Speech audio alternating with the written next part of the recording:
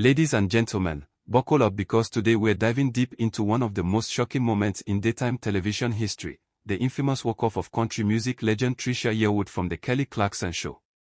Picture this, it's a crisp September morning in Los Angeles, the studio lights are blazing, the audience is buzzing with excitement, and Kelly Clarkson, the powerhouse host with her infectious energy and unfiltered charm, is gearing up for what was supposed to be a harmonious chat with one of her idols.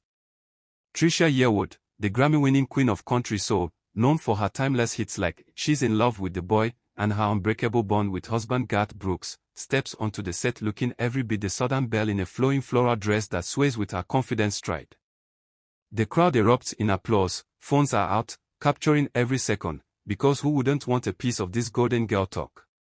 Kelly, beaming from ear to ear, hugs Trisha like they are long-lost sisters, gushing about how Trisha's voice shaped her own musical journey from Texas girl to global superstar.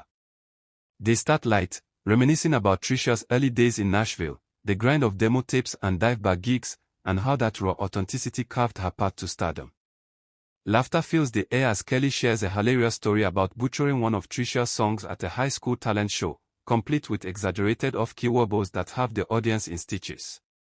Trisha's eyes sparkle with that genuine warmth she's famous for, leaning in to pat Kelly's hand affectionately, the chemistry palpable, like two firecrackers ready to light up the screen.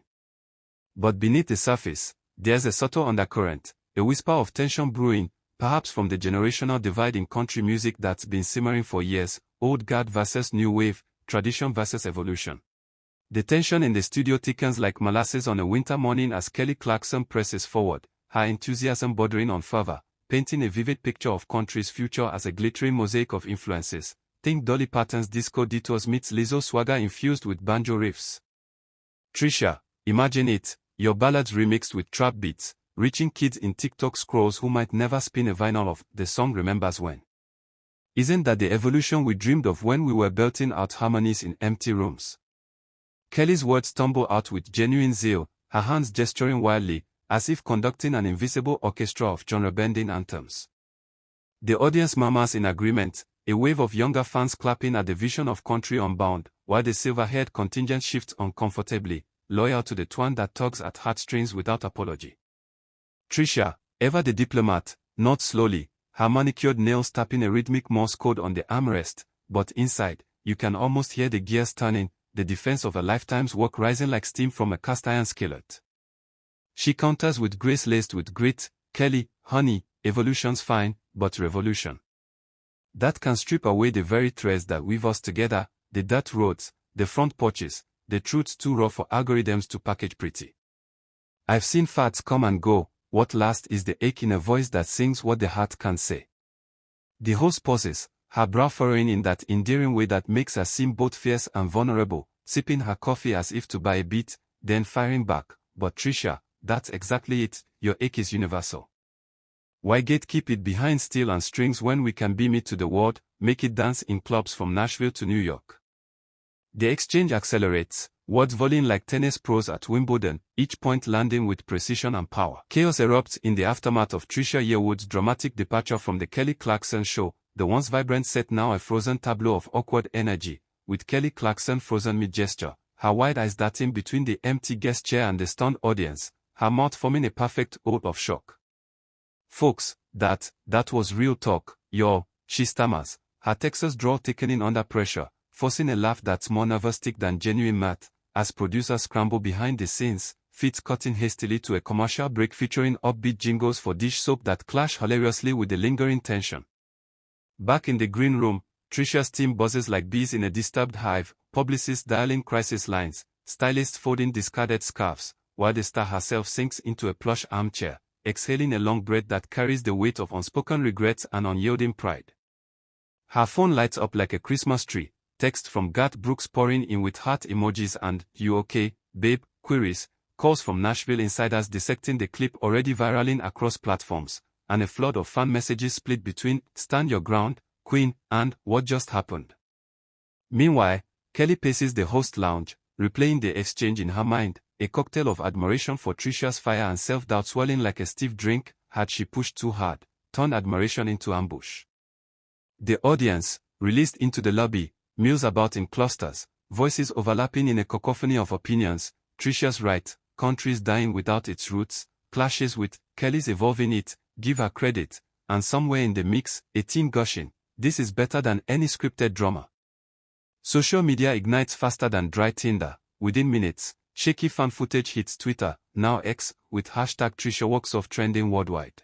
Days blur into a whirlwind for Trisha Yearwood post-walk-off, her Georgia farmhouse becoming a fortress of reflection amid the media maelstrom, where morning coffee on the wraparound porch now comes with laptop tabs open to comment sections that read like a digital honky-tonk brawl, cheers for her fierce authenticity, drowned out by jeers labeling her out of touch for so.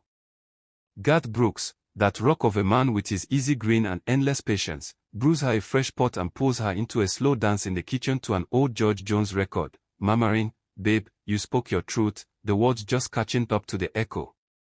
She nods, but the sting lingers, visions of Kelly's earnest face haunting her like a half-written lyric, prompting late-night journal scribbles about legacy and the loneliness of standing firm.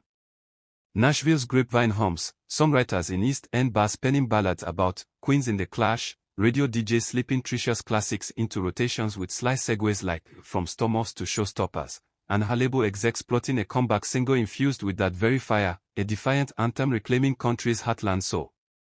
Fans show up in droves, not with pitchforks but potlucks, care packages of pecan pies and handwritten notes flooding her P.O. box, tales of how her music mended their own fractures, turning the icon's doubt into a quiet resolve. Across the country, Kelly Clarkson hunkers down in her Encino enclave, her kids' laughter a bomb against the barrage of hot takes accusing her of ambush journalism light, but she channels it into creation, late sessions in her home studio layering harmonies over demos that bridge old twang with new pulse, a subconscious olive branch to the woman she still calls mentor. The cultural aftershocks of Trisha Yearwood's bold exit from the Kelly Clarkson show cascade far beyond the glitter of Hollywood, infiltrating classrooms, coffee shops, and congressional hearings on media literacy, where pundits parade the clip as Exhibit A in the trial of polarized pop culture. In Nashville's hallowed halls, the Country Music Hall of Fame mounts an impromptu exhibit, Voices in Tension, Country's Evolving Echo, showcasing artifacts from Trisha's career alongside Kelly's Ida Crown, timelines tracing the genre's shape-shifts from Hank Williams' Honky Tonk to Beyoncé's Lemonade foray, drawing crowds who live not divided, but dialoguing. Streaming platforms capitalize, algorithms pushing Clash-inspired playlists that blend Trisha's Teriyobia classics with Kelly's soul-stirred covers, view counts skyrocketing as listeners discover the connective tissue in shared themes of love, loss, and reinvention. Young songwriters, inspired by the raw exchange, flood open mics with hybrids, fiddles over synths, laments laced with loops, whispering, "If those two can spar and survive, so can we push the pedal."